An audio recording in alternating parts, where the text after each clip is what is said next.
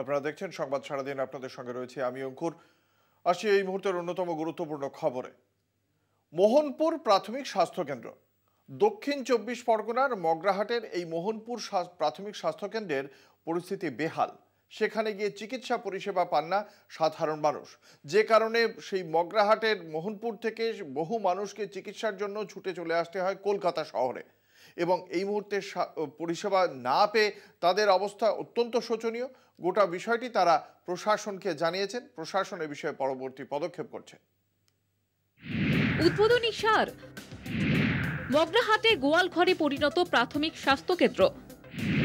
চিকিৎসা পেতে 20 কিলোমিটার পাড়ি এলাকাবাসীর। স্বাস্থ্যকেন্দ্র খোলার আশ্বাস জেলা স্বাস্থ্য দপ্তরের। 2011 সালে দক্ষিণ 24 পরগনার মগরাহাটে 10 শয্যা বিশিষ্ট প্রাথমিক স্বাস্থ্যকেন্দ্রের উদ্বোধন হয়েছিল। ঢক্কানিনাদ করে উদ্বোধন হলেও চালু হয়নি স্বাস্থ্যকেন্দ্রটি। মুখ থুবড়ে পড়ে রয়েছে উদ্বোধনের ফলক। তথৈবচ অবস্থা স্বাস্থ্যকেন্দ্রের।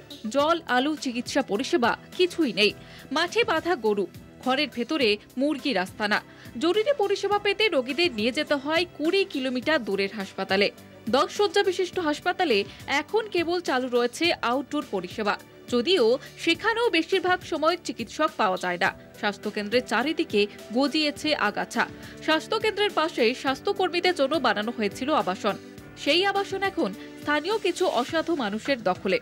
সবকিছু স্বাস্থ্যকেন্দ্র থেকে আমাদের যেটা দেওয়ার কথা সবকিছু দিচ্ছে, কিন্তু চালু হচ্ছে না।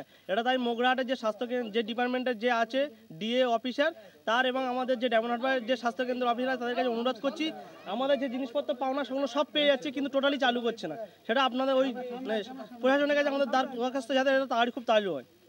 লোক বাস করছে, গরু ছাগল আছে, খেলাধুলা হচ্ছে, এই অবস্থায় চলছে। এমনকি এখানে রুগী একটা হলে কলকাতায় ছুটতে হয়, এটা গরিবের জন্যই তো হয়েছিল।